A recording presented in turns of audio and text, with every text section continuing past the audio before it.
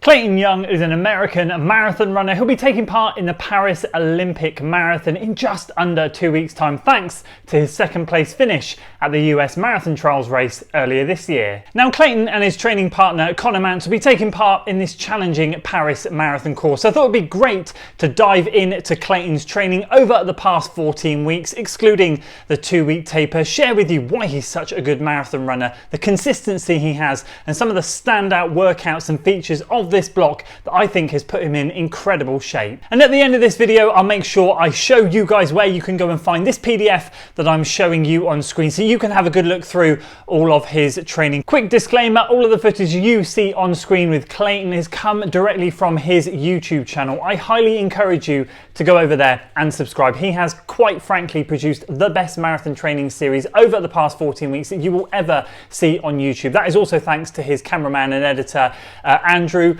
Both of them have done an incredible job in sharing their journey. So please, I'll make sure I leave a link in the description below. Go and check out his channel. And before we dive into the specific weeks themselves, here are 5 key features that you will notice in this training block. Number 1, he does a Tuesday and a Thursday workout with a long run on the weekend. The long run has limited intensity, but I'll explain more about that as we get there. Out of these 14 weeks, 13 of them, he runs 6 days a week and has a Sunday rest day. There's only one where he does a full 7 days. So he makes sure he takes one rest day every single week. Out of these 14 weeks, he has averaged 111 miles each single week. He's done 2 tune-up races in the block, both of them being 10Ks. And the final thing to note, he has only done 1 double workout day. The rest have been all quite long and intense workouts with easy doubles in the evening. So let's now dive into his specific training. We'll start with weeks 1 to 3 and we'll focus on the 3 main days that there are, because all the rest tend to be just easy doubles or singles. In fact, only 1 single, I think, throughout the whole block. So the Tuesdays in this first 3 weeks, he's focused on tempo work, and that's progressed from 5 miles in the first week through to 6 miles worth of work in the third week. And on the second week, I believe he had 6 miles worth of work, but it was a broken up tempo. And on week 1, we see a classic workout that I saw a lot in Conor's training and we see in Clayton. Obviously, it makes sense, they have the same coach, and it's fatigued mile repeats, and you'll see this appear a lot during this training block, and the workout itself progress in terms of distance. So I believe he started off around 5 miles worth of steady running, and then he jumps onto the track and does 3 by 1600 meters. Note the paces because they'll be interesting to see later on during this video. And then weeks 2 and 3, he does more standard interval work on the track, and the long runs are relatively straightforward at the moment. In these first 3 weeks, we're looking at just progressing from around about 1 hour 45, 16 weeks out, or 15 weeks out I should say, to just over 2 hours in week 3. All of them just look to be, I mean, I don't know exactly, but they look to be pace-wise around a steady sort of effort. And now if we look at weeks 4 and 5, because 6 has his first race, the Boulder 10K. In weeks 4 and 5, we've got those fatigue mile repeats. They're coming up to 8 miles worth of steady work now, and then 3 by 1600 on the track. Again, note those paces on those 1600 meter reps. And then in week 5, we have that 1 double day that I mentioned at the start. Now he notes it as a double threshold day. In the morning, it looks to be 6 miles worth of tempo work broken up into 4 miles and then 2 miles. And then in the evening, the workout is simply 8 by a K. And if we move back to the Thursdays on week 4, we've got 4 by 2 miles. So that totals 8 miles worth of tempo work. And then in week 5, we've got a small cut down interval session because he's got that race, the Boulder 10K, in just 3 days time. And in terms of the long run in week 4, again, it looks to be just a solid steady run. And in week 5, it's the first week, as I said, the only week that he runs the full 7 days because the race is on the Monday. So there's no long run this week. He just does a nice shake out the day before the race. And so at the start of week 6, he tackles that race doing really well. I remember watching the video, and I've seen a lot of videos on the Boulder 10K, or is it Boulder to Boulder? I don't know, but it seems to be a very stacked field with tons of runners. It looks an incredible event, and he ended up doing really well. I remember some of his comments in his videos saying, I think his training partner Conor Mantz won the race, and I remember him saying he just became a little bit detached from the pack, but still held really strong and came through for a really strong finish. He seemed to be quite pleased with it, but he felt like there was more work to come, and I think when you see the next race that he does, that's a massive breakthrough. And 3 days after that race, when he's back at home, he takes on his first 15K volume workout. He does 5 by 2K 1K.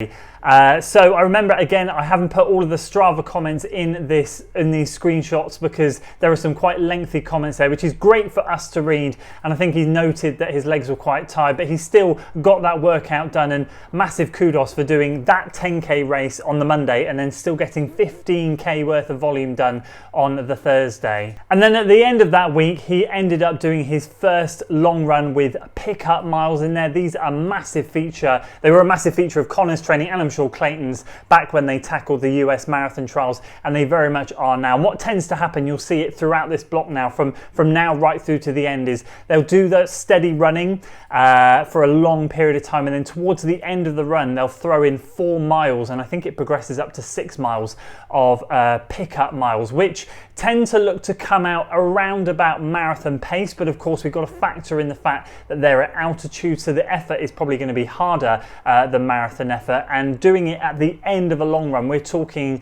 in some of these runs later on from miles 19 to 23, is just absolutely insane. So this was the first run he had with pickup miles in it. Now let's move our way to halfway through the block and tackle weeks 7 to 9. So the first workout, he's back to his normal routine now, and he tackles his first Hobble Creek, is what he labels it as. So it's basically an uphill 8-mile run, 8-mile workout. Again, that video was great to watch him do. They had a lot of company and it seemed to be a really tough one. So that was literally 8 miles all uphill. Then in week 8, he did his first PMP workout, which for him stands for predicted marathon pace. And that was 8 miles solid around marathon pace. And that was on a more flatter loop. And then in week 9, he did a smaller cut down track workout as he gears up for the Boston 10K, which he has at the end of that week. Now, if we move to the Thursdays, he does 12 by a K on the week that he does Hobble Creek, so that's 2 really good workouts there. He then does fatigue mile repeats once again, this time progressing that first steady section up to 8 miles worth of work. So he's doing 8 miles steady, bordering on a little bit faster than steady by the look of it, and then those paces on the 3 by 1600 meters at the end are a huge improvement from when we first saw them. And then again, the last Thursday in that week 9 there is a small track workout because it is 3 days before the Boston 10K. And then on that Sunday, he takes on his second tune-up race, which is the Boston 10K, running an astonishing 28 minutes and 32 seconds. So as I said, he seemed to be happy with that first run, but this 10K, I'm sure he said it was within a few seconds or maybe 8 seconds of his lifetime personal best. So it was very, very close. So I think he came off the back of that one feeling very happy. If you look at those first 9 weeks of training in a nutshell, he's basically progressed and started to extend out a lot of these workouts, putting more volume in there. And he's just had a very gentle reduction in intensity in this last week so that he can feel a little bit fresher for this 10K. And I will note that he then put another 7 miles or 8 miles easy or steady after that. I think it was easy actually, a long extended cool down after the Boston 10K to make up the miles. Now we're going to switch things up and work through the weeks directly. So we've got weeks 10 and 11 here. No workout on the Tuesday as he recovers, and then on the Thursday he's got a 10-mile tempo broken up into 6 miles and then 4 miles. I seem to remember removing the Strava comments on this one, but I remember him saying something along the lines of his legs weren't quite feeling the freshest, which is to be expected when you run a 28:32 10K, but still a quality workout, and he made up for that on the weekend with a 25-mile long run. Again, the pickups here I think were from 19 miles to 23, so he then picks up the pace for 4 miles towards the end of that long run, putting in one heck of a shift. And then on week 11 he does another 12 by a K session. Again, lovely progression on the paces there of those reps. And the Thursday he's back at Hobble Creek for a second time. He's got one more after this where he's doing another sort of straight up 8-mile workout all uphill, and his long run duration is slightly shorter this time, in and around 20 miles I think it was. I think though his paces were absolutely crazy on this one. I think he does like 12 miles average around 5:30 pace, then he picks it up for 6 miles and then he cools down for 2 miles. So this is the first time we've seen a 6-mile pickup, and then after that he doubles in the evening with another nice relaxed 6 easy. And then we'll move in to this final section, weeks 12 to 14. So this is his last PMP workout, predicted marathon pace, 5 weeks out, and he does 12 miles. And again, I remember watching the video, he was absolutely over the moon for with this one, and rightly so. The average average pace was like 4:43 or 4:47 per mile, something around there. It was absolutely incredible. To complement that, on the Thursday he then does alternating tempo miles with 800s, I think it was. So it's like a tempo 800, tempo 800, tempo 800. And then to finish off the week he does another 25-mile long run, once again with pickups from 19 to 23. So again, all steady miles up to 19 miles.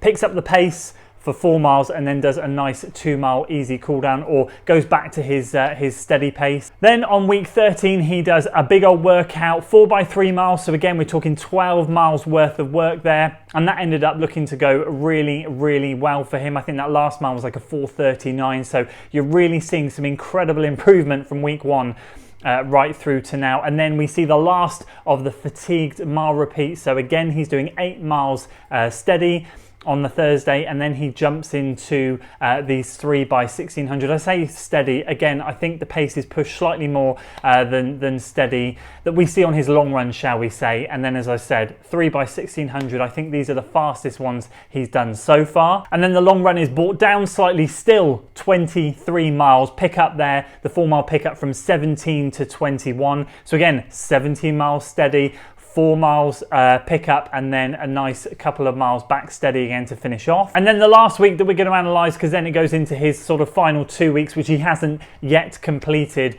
He does his last Hobble Creek workout. Again, just a reminder, that is 8 miles straight uphill. He does that, and I think he noted here that he got a Hobble Creek PB, which is incredible. So again, shows his shape. He then travels to France on the Thursday, so his workout is shifted to the Friday, and it's a bit of a, again, tempo mile 800 meter mix-up workout. I'll put it on screen. I guess something just to shake the legs out from the travel. And then on the weekend, 18 miles at a kind of steady pace out where he's staying in France. So I think looking at this overall, we can see some really good takeaways that all of us can use in our own marathon training, and that is consistency. I mean, he just didn't really miss a run by the look of it. There was one single day where you'd look through the plan and think, oh, well, maybe you should have doubled there. But other than that, everything was absolutely spotless. The workouts were nothing crazy, nothing fancy. They were just a progression week on week of an extension of his threshold or tempo work. So whether that's